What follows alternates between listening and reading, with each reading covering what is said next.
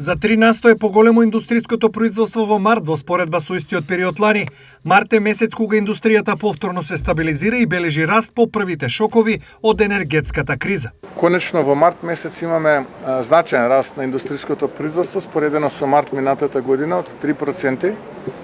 Трговијата во мало расте со двоцифрен број проценти, близу 13%, мислам дека беше 12,6%.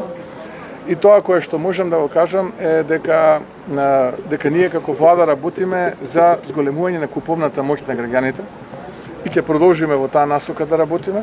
Единствен проблем индустријското производство има во секторот рударство. Се надевам дека 2-3 проблематични правни лица ќе најдеме начин како да и ние како држава помогнеме, но и тие самите да си помогнат и на тој начин да го вратиме рударството на оние патеки на кои што треба да припаѓа.